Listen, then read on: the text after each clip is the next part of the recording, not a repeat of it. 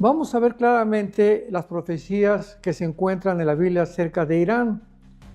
Sin embargo, vamos a ver de una forma mucho más clara que hay una parte en Irán, al sur de Irán, en el sur occidente de Irán, casi junto al Golfo Pérsico, donde se encuentra una región o un territorio llamado Elam, el cual es mucho más antiguo que Persia, o sea que toda la nación de Irán, ya que Elam y Persia se unieron muchos años después que Elam había sido formado, como lo vamos a ver, que tiene la antigüedad casi del patriarca Abraham.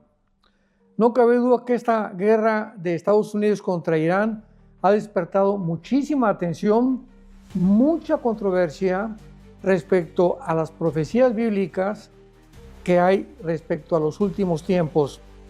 Sabemos también que hay muchas personas a través de los medios de comunicación, sobre todo algunos historiadores, que alegan de una forma lamentable, de una forma patética, podría yo llamarle de una forma más clara, que las profecías ya se cumplieron, que desde hace muchos años siempre se ha profetizado que Jesucristo viene y que nunca viene, etcétera, etcétera. Y de estas personas profetizó el apóstol Pedro en su segunda carta cuando dice: habrá burladores en los últimos tiempos, diciendo que estas cosas ya se cumplieron o que ya se cumplieron en el pasado, que ya no tienen por qué existir, y que además dicen también, ¿verdad?, que el rapto secreto es algo inventado, que el dispensacionalismo, o una de las ramas de la teología, que es uno de los sistemas más exactos para interpretar, que fue inventado también hace 1 o 2 siglos, y que el rapto también es una nueva modernidad.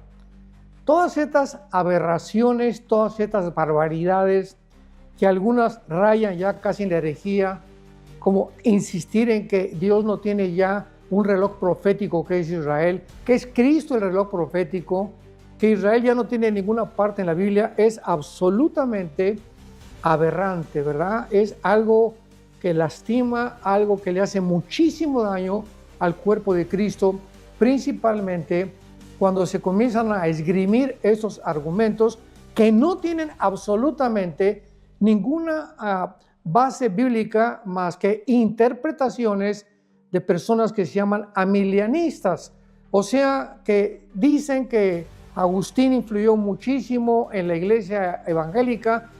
Agustín fue influido por Platón, por el filósofo griego, y todo esto se ha derivado actualmente en concluir de que pues realmente, número uno, la teología del reemplazo, ya Israel reemplazó a la iglesia, ya no se han cumplido las profecías, ni tiene Dios ningún programa ya para Israel, Israel no es el reloj profético de Dios, el rapto secreto no existe. Bueno, es impresionante las barbaridades que se están enseñando, y que pues muchas personas, porque pues esas personas que enseñan esto tienen cierta reputación como historiadores, etcétera, etcétera, y les ponen atención, sin realmente comprobar en la Biblia que lo que están diciendo son barbaridades. Es lamentable la forma como se está manejando en el siglo XXI la palabra de Dios.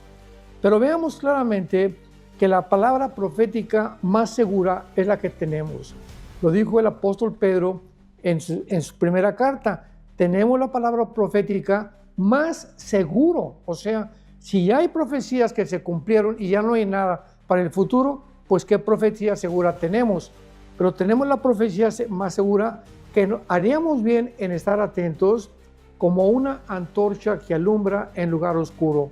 Hoy más que nunca el diablo está enojadísimo con que podamos nosotros dejar a un lado lo que se nos manda, principalmente de la persona de Jesucristo. Manténganse vigilantes, pero el diablo está en contra de todos los cristianos que estudiamos las profecías, que estamos anunciando a la gente: preparémonos porque el Señor viene pronto por nosotros. Y tiene que haber forzosamente evangelistas del diablo que van a enseñar lo contrario. No, que ya todo se cumplió, que ya no hay nada que cumplir, que el rapto también, etcétera, etcétera. Por eso tenemos que recurrir a la palabra profética más segura. Vemos claramente que esta región o el territorio de Elam, que se encuentra, repito, al sur occidente de Irán, es una de las regiones más antiguas que hay actualmente, porque ya se unió. Es como poder decir, pues Texas y Nuevo México y California pertenecían a México, ¿correcto? Muy bien. Sin embargo, hubo alguien aquí en México que vendió Texas, que vendió Nuevo México, que vendió California a los Estados Unidos de Norteamérica. Entonces, si agarramos un mapa, antes de eso, pues no aparecen Estados Unidos, Texas ni California. Pero ahora ya que ya no pertenecen a la República Mexicana, pues ya aparecen en el mapa de Estados Unidos de Norteamérica. Lo mismo sucede con Elam.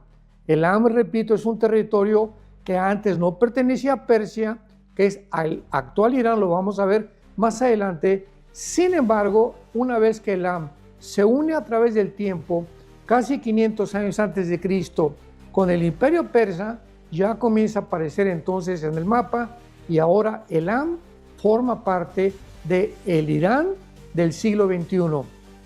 Pero antes, vamos a ver, sin embargo, tenemos que encontrar lo que la Biblia nos informa respecto a la nación actual de Irán. Veamos bajo el Antiguo Testamento que Irán aparece con el nombre de Persia. Esto es muy importante recordarlo. En el Antiguo Testamento, Irán aparece con el nombre de Persia. Veamos, por ejemplo, el libro de Esdras, capítulo 1, versículo 1, que dice así: en el libro de Esdras 1:1, en el primer año de Ciro, rey de Persia, para que se cumpliera la palabra de Jehová por boca de Jeremías, despertó Jehová el espíritu de Ciro, rey de Persia, el cual hizo pregonar su palabra, también por escrito, por todo su reino, diciendo. Vemos pues en el libro de Esdras que ya aparece el nombre de Persia con Ciro, Artajerjes, Ciro el Grande, que fueron bastante, Asuero en el libro de Esther. El libro de Esther capítulo 1, versículo 3 dice: en el tercer año de su reinado hizo banquete. Estamos hablando del rey de Asuero, otro rey de Persia que vino después de Ciro, a todos sus príncipes, a los más poderosos de Persia y de Media. Vemos que con el tiempo el reino de Persia se unió con los medos para formar el famoso imperio medo-persa. Muy bien. Veamos también en el libro de Ezequiel, capítulo 38, que Irán aparece en la invasión profetizada, que esto jamás se ha llevado a cabo, ni se ha cumplido tampoco, que será la conocida batalla del Armagedón, que está claramente explicada en el capítulo 38 y 39, en Joel capítulo 3, en Zacarías capítulo 12, capítulo 14, en Apocalipsis capítulo 16, etcétera, etcétera.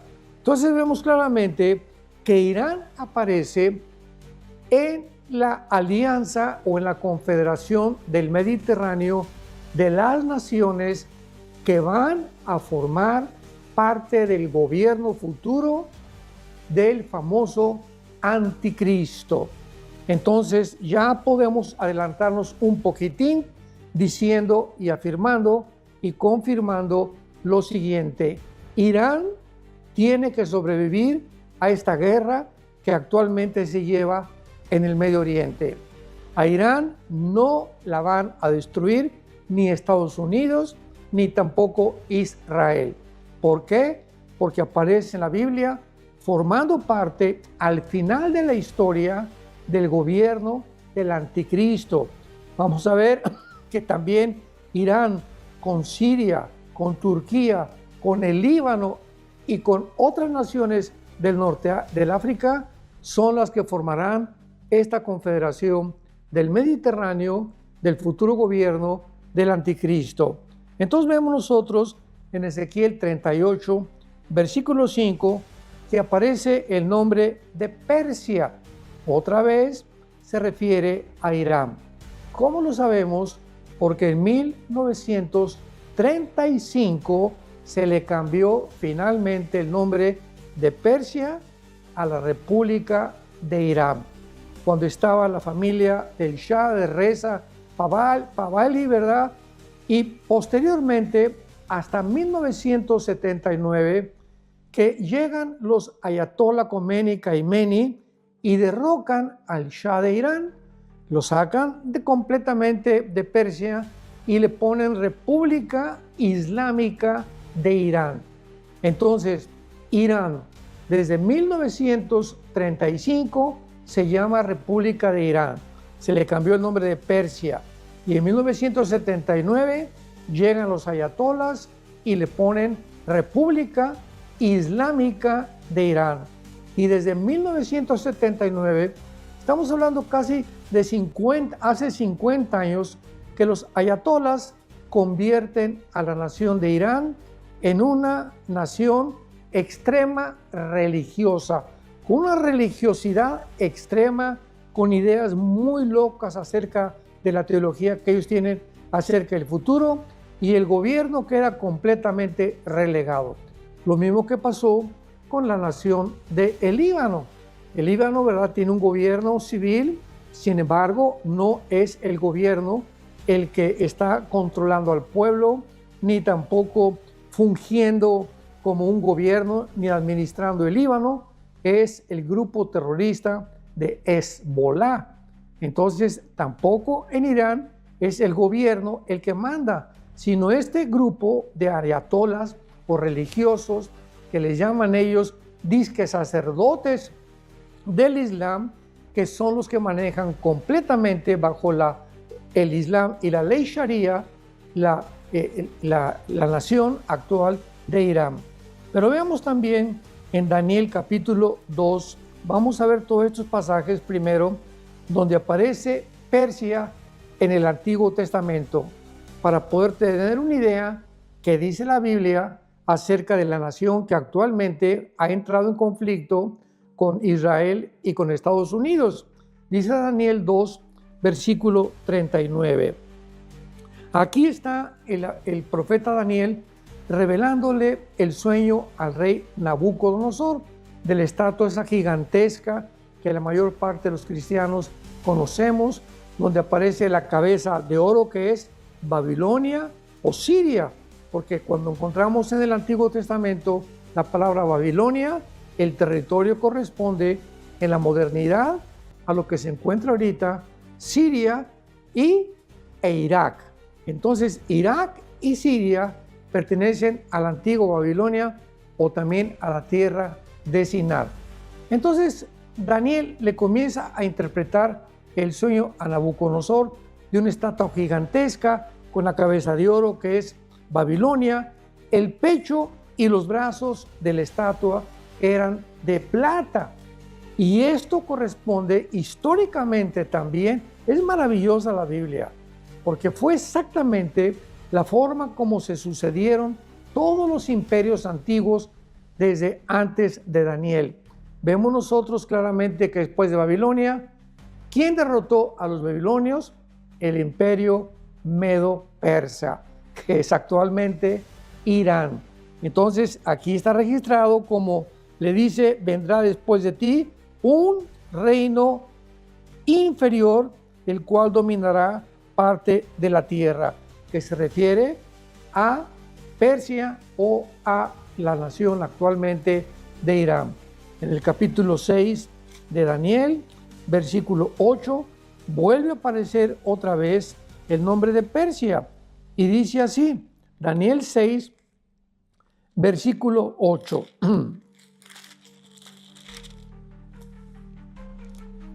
Ahora, oh rey, confirma el edicto y fírmalo. Está hablándole Daniel al rey Darío, ya de Persia. Ya estaba formado porque Daniel sirvió tanto al imperio babilónico como también bajo el imperio persa con el rey Darío.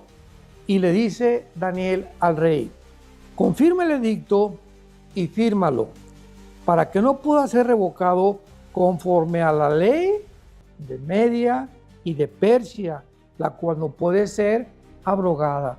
Entonces así podemos continuar en el libro de Daniel, encontrando de qué forma figura el imperio medo-persa o la nación actual de Irán desde hace más de 2600 años en la Biblia. Pero podemos notar que uno de los imperios más grandes del pasado, ¿verdad?, que fue el imperio medo-persa, junto con Siria, con Irak, con el Líbano, con Turquía, con Etiopía, con Sudán, con las naciones que están al sur de Rusia o de Mongolia, Arcaquistán, Azayakistán, Turkmenistán, etcétera, etcétera, que son las repúblicas que se dividieron de la Unión Soviética en 1991, después de la Guerra Fría, también aparecen en lo que se conoce en la profecía de Ezequiel 38 como la tierra de Magog. O sea, toda esa zona era la zona magogita de las repúblicas que se separaron de la Unión Soviética en 1991 y que también formarán parte de la nación o del grupo de naciones de la Confederación del Mediterráneo del Anticristo. Muy bien. Vemos entonces que todo esto nos muestra que este famoso líder religioso actual, Ruhollah Khomeini, que ya murió, por cierto, hace algunos días en esta guerra contra Israel, murió completamente sepultado en una bomba que cayó donde él estaba viviendo, regresó del exilio y asume el control de la República Islámica de Irán, que fue, y después vemos que hasta hace poco, el 27 de febrero de 2026, es cuando lo reportan ya como muerto, junto también con Khamenei, el otro líder ayatolá de Irán. Muy bien. Irán pertenece a la rama del Islam llamada los chiitas, porque sabemos que el Islam está dividido en dos ramas, los chiitas y los sunís. Entonces, los iraníes son chiitas.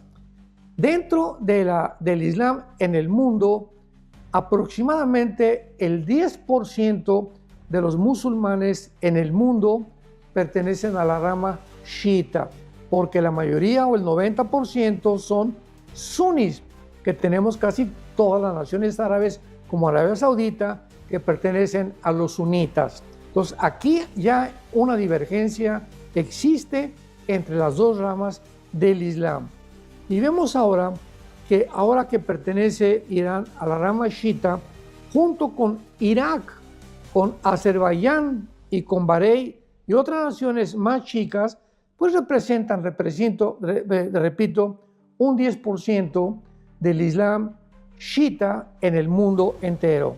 Actualmente, una cosa que es absolutamente irónica es que Irán es una de las naciones, más bien no una, puedo decir, es la nación donde el cristianismo, escuchemos esto, tiene el crecimiento más rápido del mundo entero, de todas las naciones. Se calcula que un 20% anual es la tasa del crecimiento del cristianismo en Irán.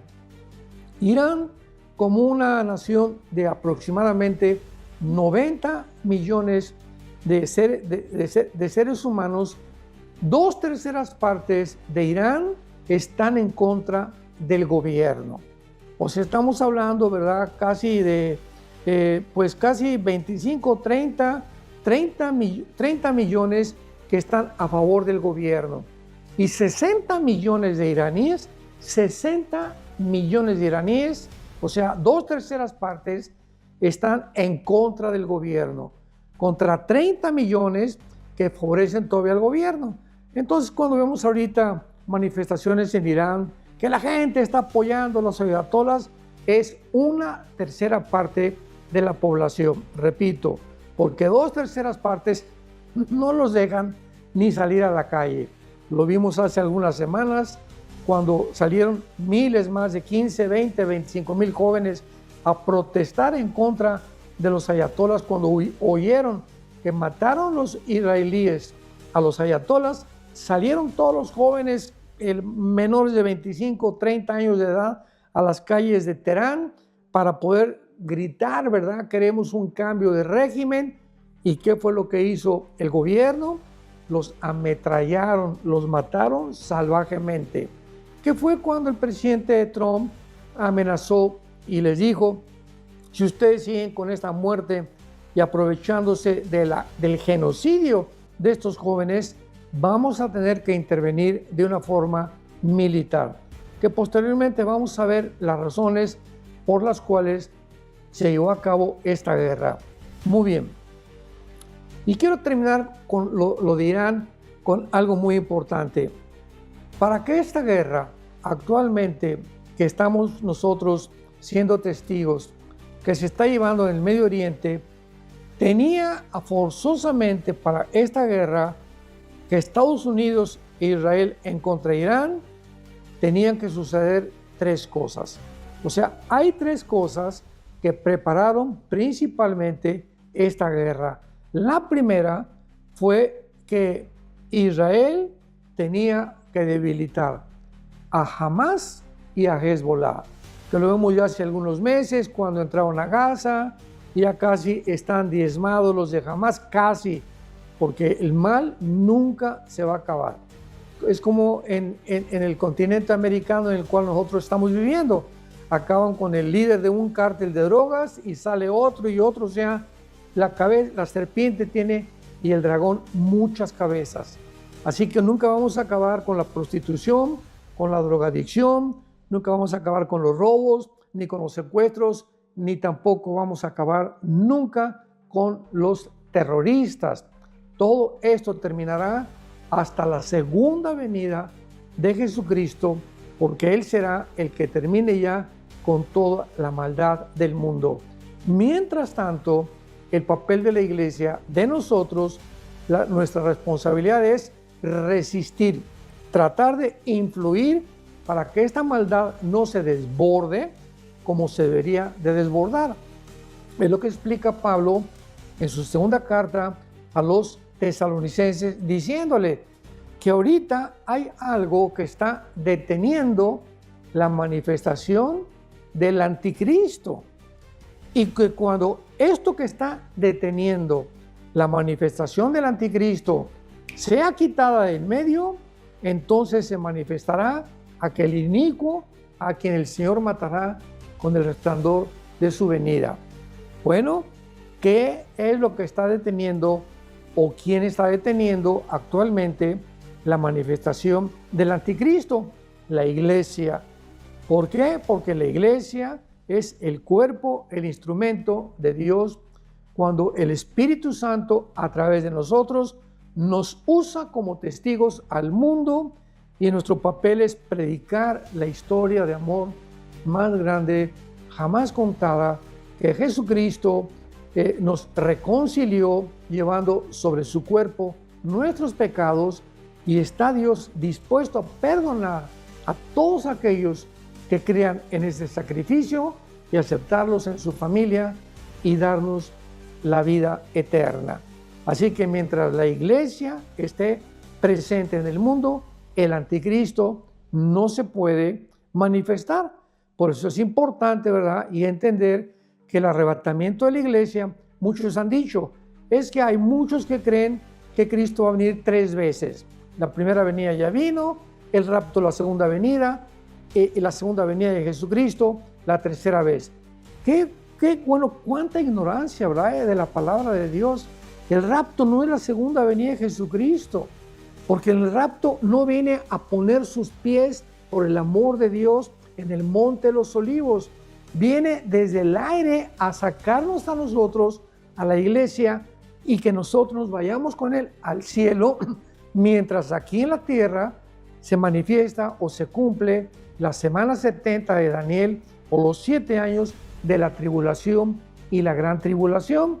Y cuando terminen estos 7 años que quedó pendiente en la profecía de Daniel 9, 24 al 27, la semana 70 de Daniel, entonces regresamos con él, la iglesia, para establecer la segunda venida de Jesucristo y iniciar el reino mesiánico en el mundo.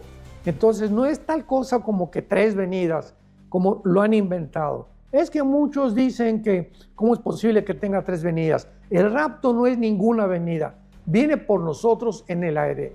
La segunda venida viene, Zacarías capítulo 14, y pone los pies en el monte de los olivos, se hace un valle grandísimo formando una cruz, y ahí Jesucristo comienza a establecer su reino milenial. Qué importantes son todos estos detalles para poder callar a tantas habladurías y tantas... ya no hay palabras que puedo encontrar para poder de veras ver qué lamentable es esta manera de pensar de muchas personas. Y hemos estado opuestos, ¿verdad? Porque no por una contra la verdad, sino por la verdad. Hemos estado opuestos, dice Pablo en Filipenses, para defender el Evangelio. Y esto lo haremos mientras nosotros continuemos perseverando y conociendo las Sagradas Escrituras.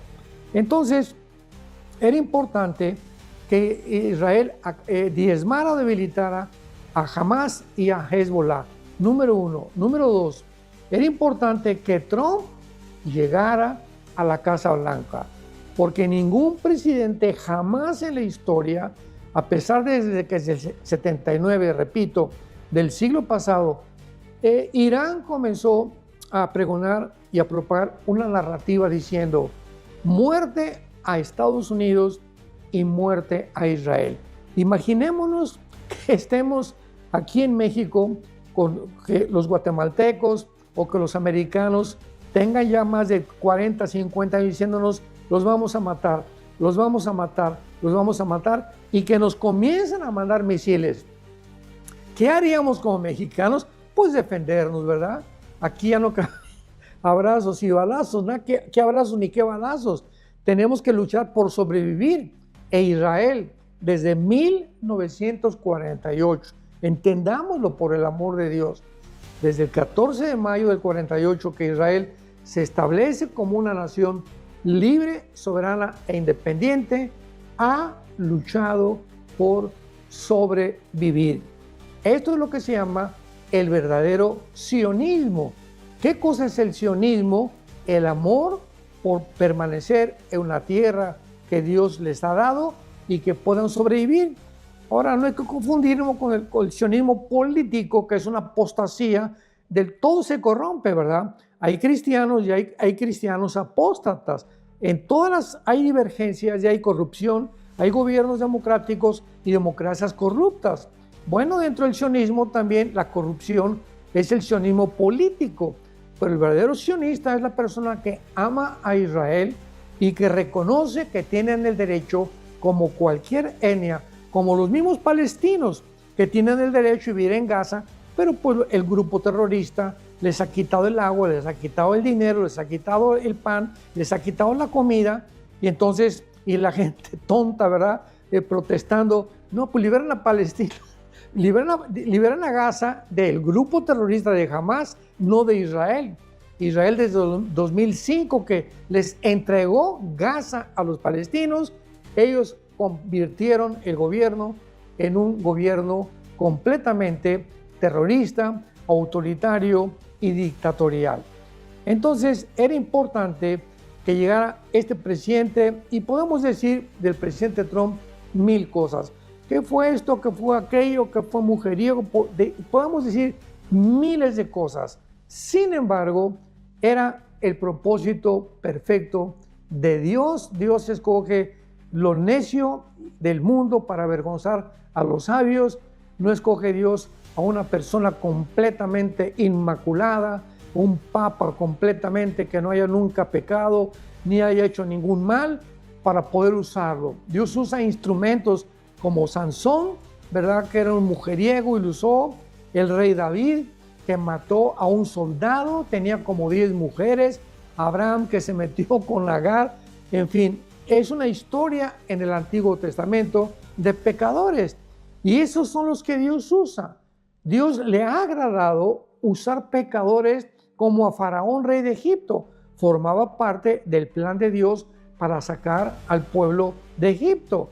A Pedro, que le negó 3 veces, que traicionó a su maestro, Dios lo restauró y lo usó.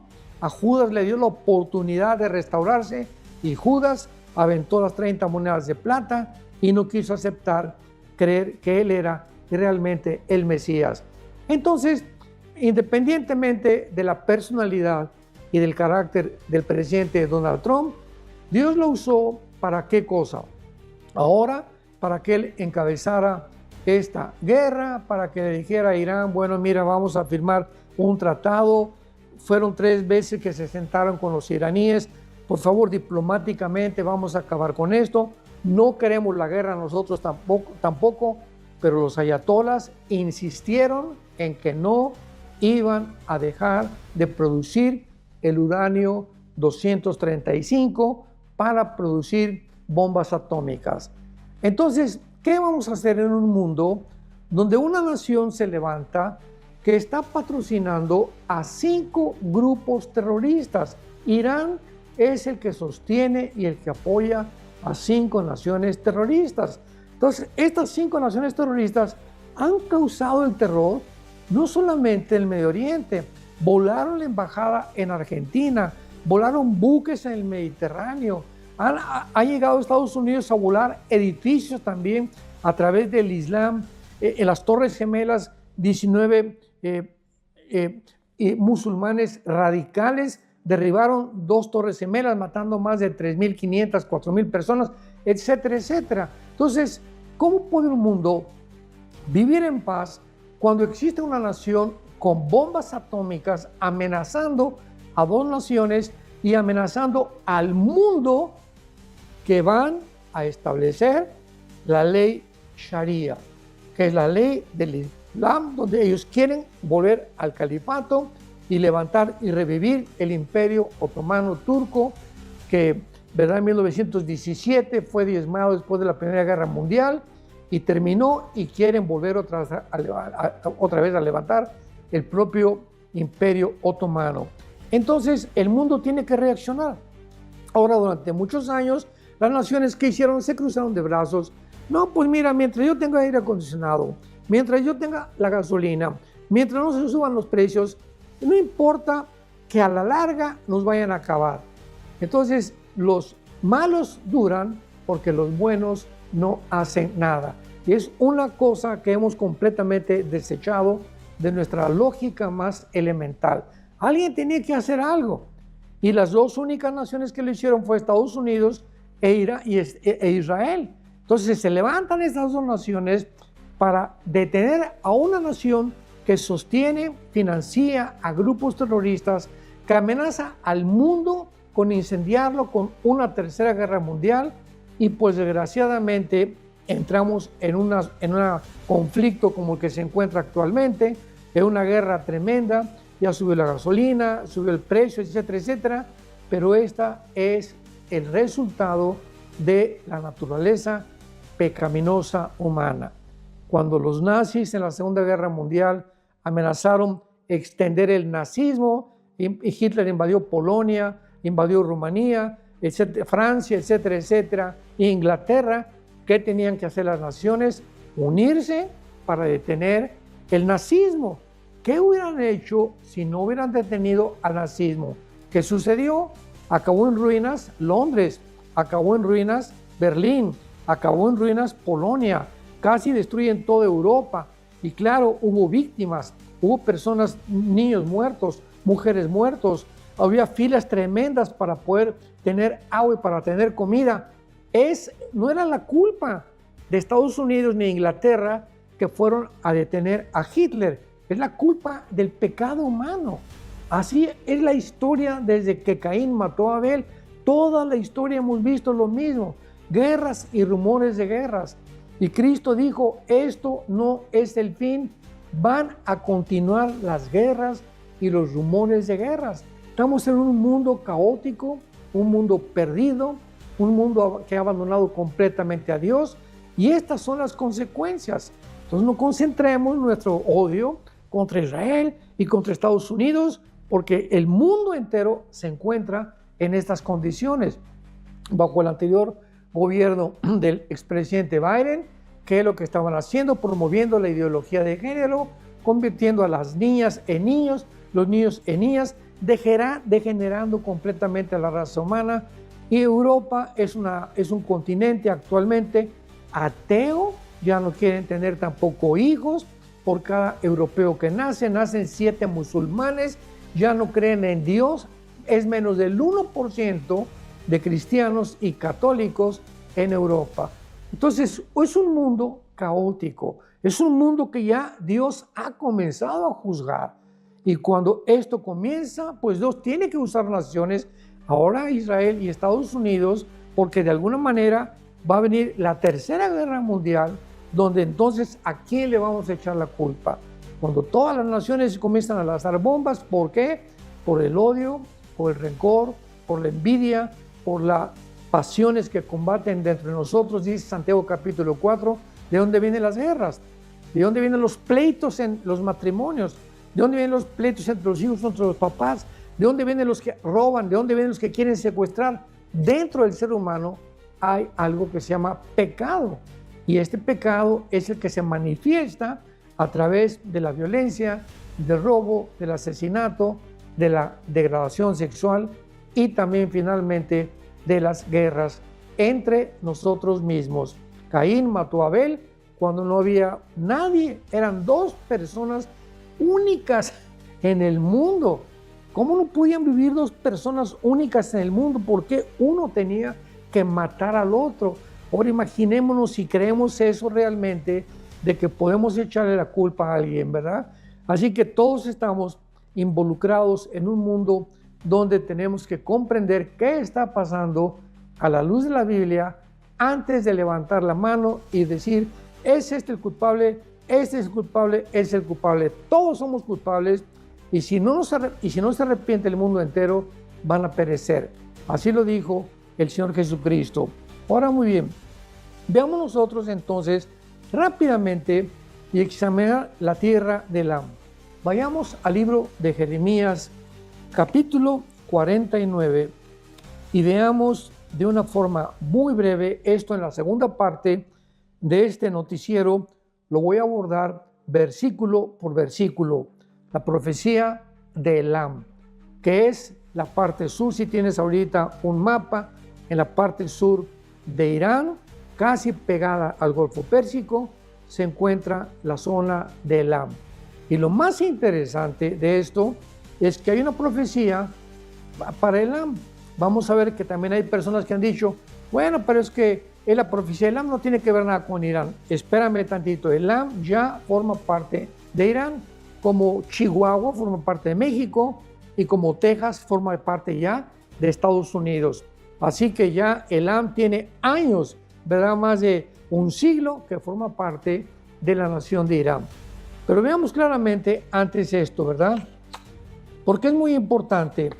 Aun cuando muchos escritores bíblicos se han centrado más en Persia, que es actualmente Irán, vuelvo a repetir, en lugar de Elam, vemos sin embargo que Elam ha existido desde la antigüedad, antes que Persia, porque Elam, o sea, el territorio sur de Irán actualmente, data desde el patriarca Abraham.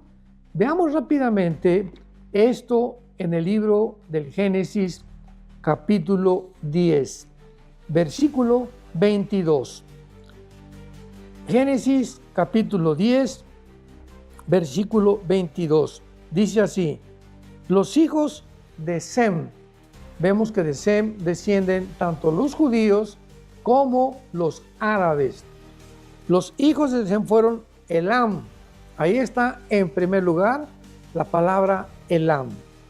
Asur, que es Asiria actualmente, Arfaxad, Luz y Aram. Vemos nosotros el capítulo 14 del Génesis algo todavía mucho más interesante acerca de la antigüedad de Elam. Dice Génesis 14, versículo 1. Aconteció en los días de Amrafel, rey de Sinar. Si a alguien le interesa llevar los detalles, apúntalo en una nota que tengas ahí o en tu Biblia, ahí mismo arriba de Sinar. Ponle ahí Babilonia. Veamos cómo la primera guerra que se profetiza en la Biblia, que se escribe en la Biblia, que ya sucedió. ¿Por qué digo que se profetiza? Porque son las mismas naciones que aparecen en Daniel capítulo 2, que van a formar parte del gobierno del anticristo. Y son las primeras naciones contra las cuales Abraham, el patriarca, peleó, porque en ese tiempo estas naciones habían secuestrado a Lot, al sobrino de Abraham, y Abraham tuvo que intervenir con su ejército pequeño que tenía para ir a rescatarlo. Pero veamos a estos reyes que ya forman parte. Vean la Biblia tan maravillosa que ya desde el principio del Génesis aparece la zona geográfica donde se va a llevar a cabo finalmente el final de la historia con la última guerra mundial. Vuelvo a repetir, aconteció en los días de Amrafael. Amrafael es Nimrod, que lo vamos a ver, que es el primer rebelde de la Biblia que forma la primera rebelión, ahora sí que colectiva en contra de Dios, cuando mandó construir la Torre de Babel. Pero esa es otra historia, algún día vamos a verlo con más detalles. Entonces tenemos aquí a Nimrod en la tierra de Babilonia. Sinar. Se menciona en segundo lugar a otro rey llamado Arloc de Elazar. Elazar es Irak y es exactamente la nación que aparece también con el nombre de Babilonia actualmente, que es Irak. Esta es la tierra donde se va a reunir con Siria, con Turquía y con Irán, repito, para la formación final del gobierno del anticristo. Y luego tenemos a Kedor Laomer, rey de Elam, que es, ponle ahí en tu Biblia, Irán. Arriba de Elam ponle Irán. Y tenemos a Tidal, rey de Goim, que es la actual Turquía. Nos faltaba Turquía nada más. Entonces ya tenemos que podemos bíblicamente, de una forma clara, sin estar especulando ni estar inventando, de que las naciones que van a formar el próximo gobierno futuro del anticristo, tenemos a Siria, tenemos a el Líbano, tenemos a Irak, tenemos a Irán y tenemos a Turquía.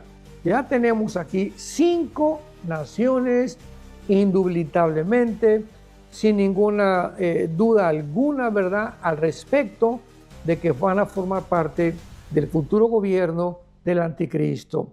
Entonces vemos que impresionante la antigüedad de Elam.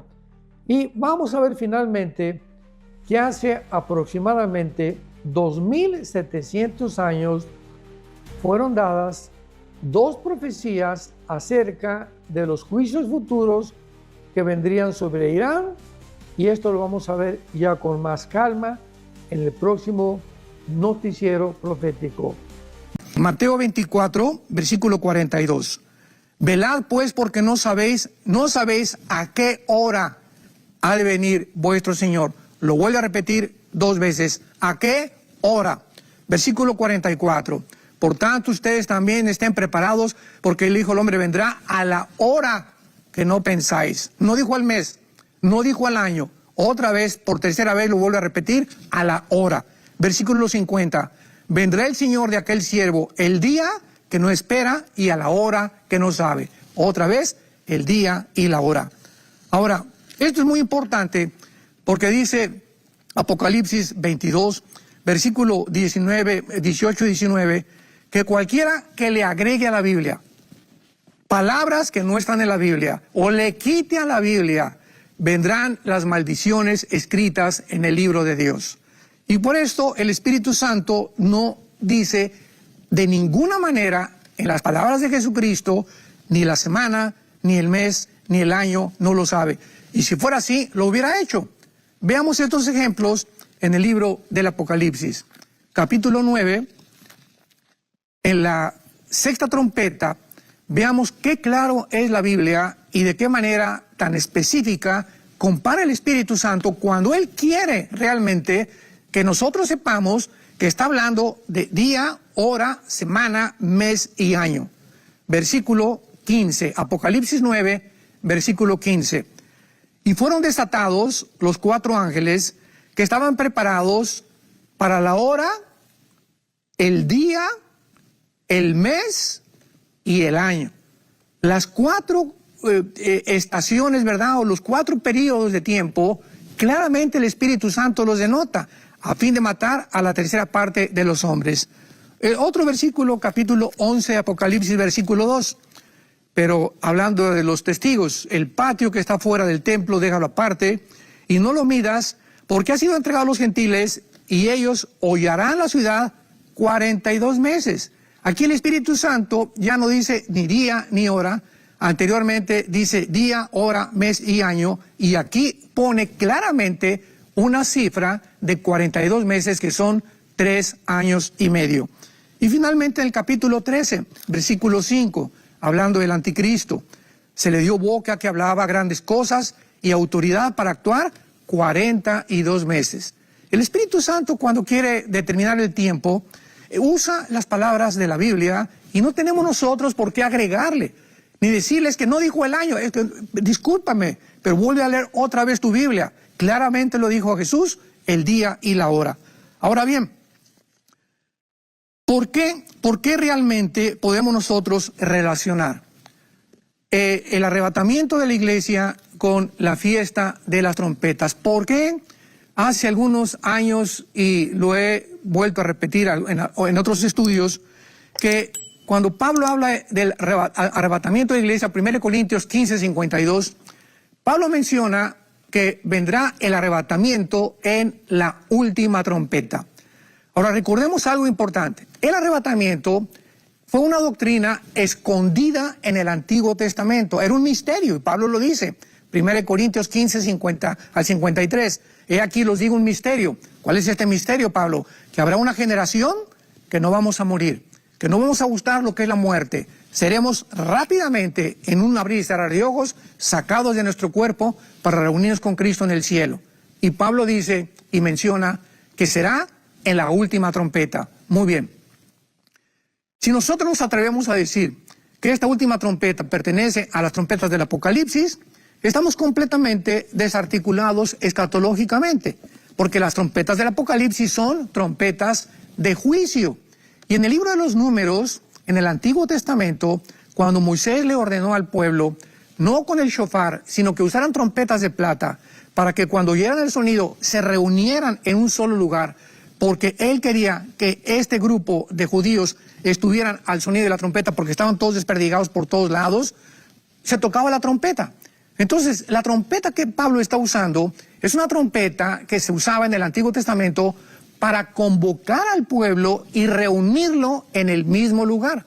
Ahora, muy bien, ¿por qué lo relacionamos y por qué seguimos relacionando el arrebatamiento de la iglesia con la fiesta de las trompetas? ¿Qué importancia es estudiar las 7 fiestas judías? Porque en estas 7 fiestas judías, cronológicamente el Espíritu Santo escondió detrás la persona de Jesús. En las 7 fiestas judías está Jesucristo, Levítico 23, y además la cronología del orden de los tiempos de Dios, porque Dios es un Dios de orden, y Él ha establecido el orden en las que las cosas y los eventos profetizados tienen que suceder.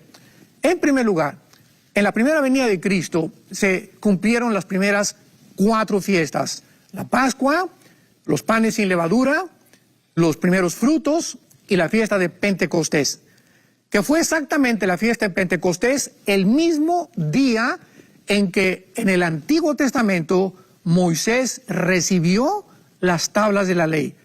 En el Nuevo Testamento fue 50 días exactos.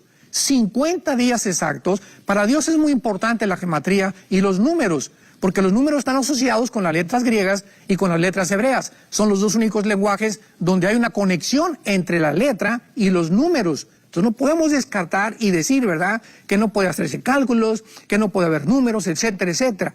Entonces, Pentecostés sucede 50 días, porque la palabra Pentecostés significa 50. Muy bien. ¿Cuántas fiestas faltan? Bueno, la próxima es, ¿no oigo? Las trompetas. Después de las trompetas, cronológicamente sigue Yom Kippur, que es la expiación, y finalmente los tabernáculos que celebraremos, capítulo 14 de Zacarías, Malaquías, hasta el tiempo del reino milenial, cuando Cristo reina en Jerusalén junto con el rey David, y nosotros también en diferentes lados donde nos van a colocar, y ahí los tabernáculos serán al milenio. Entonces, si la fiesta de las trompetas es la próxima fiesta judía que tiene que cumplirse a fuerza, y dice la Biblia que es la única fiesta, aparte que se llama Rosh Hashanah, que no tiene un día, escuchen esto, no tiene un día específico para cumplirse, porque la fiesta de la trompeta, todas las demás fiestas, se tienen que cumplir en el mes de Tishri, en el mes de etcétera, etcétera. Pero las trompetas no tienen el día específico para cumplirse. Esto es muy interesante, porque el rapto también no tiene el día ni la hora. O sea, no sabemos si es mañana a las 5 de la tarde o el 27 de junio de del 2024, etcétera, etcétera. Pero sí podemos saber, y Dios no está en contra de eso, la temporada o qué relación pueda tener con las fiestas judías. Ahora bien, si el rapto no es en la fiesta de las trompetas, nos damos cuenta que sigue después del arrebatamiento. Yom Kippur. ¿Qué es Yom Kippur? Los 7 años de la tribulación o la expiación, donde los judíos van a aceptar lo que Jesús hizo hace 2000 años, profetizado en la semana 70 de Daniel, capítulo 9, versículo 24 al 27. En la tribulación los judíos se convertirán, Zacarías capítulo 12, derramaré espíritu de gracia sobre ellos, Romanos 11, 25 y 26, entonces todo Israel será salvo, Apocalipsis 1, 7, porque entonces verán al que traspasaron y hará lamentación por él. ¿Cuándo se cumplían todas estas profecías? En la segunda venida de Jesucristo, cuando ya los judíos han pasado la expiación que siguió al arrebatamiento o a las trompetas, y entramos a los tabernáculos para establecer su reino milenial o el reino mesiánico de 1000 años. Entonces, todas de estas tres solo tienen que cumplirse las trompetas y se tiene que cumplir a fuerza. Y no es coincidencia que el Espíritu Santo haya usado la palabra trompeta. Y ahora bien, tenemos también nosotros que pensar en algo. Es que el hermano Alducin dijo que Cristo venía en el 2020, que la segunda venida de Cristo era en el 2028. Quiero hacer una pregunta muy importante a todos ustedes que aman la verdad y que aman la escatología. Los cristianos que van a estar en la tribulación, ¿podrán saber el año, escucha lo que estoy diciendo, en que Cristo vendrá? Claro que sí lo van a saber. ¿Cómo lo van a saber? Porque los cristianos que se conviertan en la tribulación van a saber que cuando el anticristo se manifieste, pasarán, ¿cuántos? 7 años, 42 meses, tiempo y tiempos y la mitad de un tiempo. Entonces podrán saber claramente, cuando se manifieste el anticristo, que a los 7 años Cristo regresa. Cristo dijo en Mateo 24:15 a los judíos que vivan en ese tiempo, cuando vean que la abominación desoladora entra a profanar el templo, huyan a los montes, salgan de Judea, porque vendrá tiempo de gran tribulación. Pregunta, ¿cuándo el anticristo va a violar y profanar el templo? A los 3 años y medio. O sea, los que se encuentren ahí y vean al anticristo, es la exhortación de Cristo, y vean ustedes que la abominación desoladora entre y viola el templo, córranle, porque de ahí en adelante quedan 3 años y medio, que son los 3 años y medio finales de la semana 70 de Daniel. Así que esos cristianos sabrán, en 3 años y medio viene Jesucristo. Ahora, ¿podrán estos cristianos ser calificados como herejes? ¿Hizo Dios alguna diferencia entre que ellos iban a saber el año y nosotros no tenemos la probabilidad de saberlo? Bueno, tenemos que pensar seriamente en esto, porque nos aventuramos a decir, es que Jesús dijo el día y la hora, el mes y el año. Jesús no dijo eso, vuelvo a repetirlo. Volvemos a leer la Biblia y volvemos a ver claramente la cronología de los tiempos de Dios. Y finalmente, Rebeca, hay una cosa muy importante que tenemos que aclarar también. La famosa parábola de la higuera.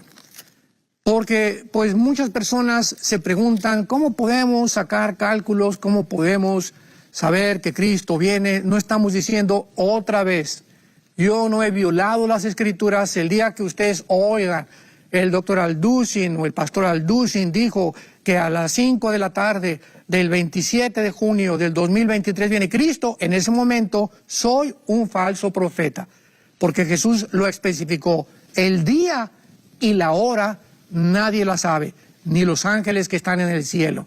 Pero veamos la parábola de la higuera en penúltimo lugar, en Mateo 24, 32, donde Jesús, después de todas las señales que nos da, antes en el capítulo 24 de Mateo, nos da la clave, nos da un misterio que ya se revela por el Espíritu Santo muy claramente, diciéndonos estas palabras.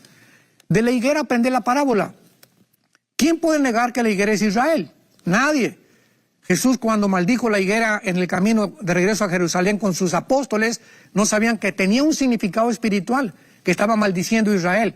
Y por todo el Antiguo Testamento, claramente la Biblia especifica y compara a la higuera con Israel. Entonces, ¿de qué está hablando Cristo? De Israel. De la higuera aprendan la parábola. Israel será una señal más importante que les voy a dar.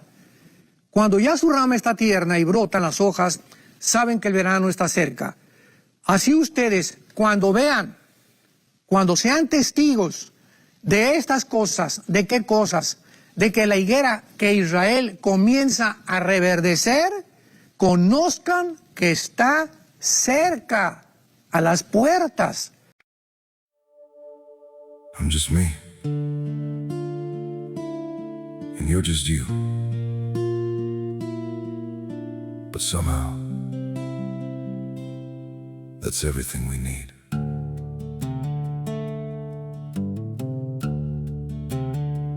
I don't have a perfect story, no shining crown to wear, just a heart that keeps on choosing you in every prayer. You're not made of fairy tales, you're not some distant dream, just the one who feels like home in ways I can't explain. I'm just me and you're just you, nothing more, but it feels true.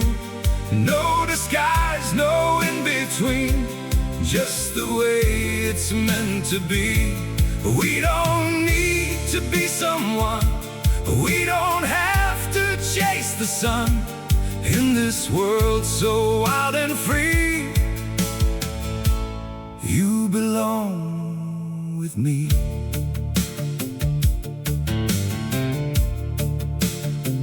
We're not written like a story people talk about for years, but in every quiet moment, you're the one I feel so near.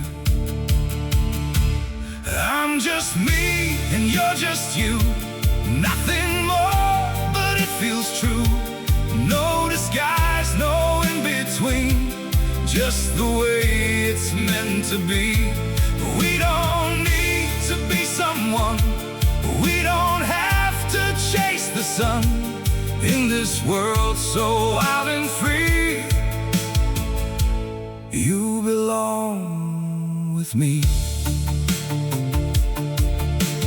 Maybe we're not perfect, maybe we don't shine, but if you stay beside me, then everything is right. I'm just me and you're just you, still somehow we make it through every road and every sea. Lead you back to me. We don't need the stars above, we already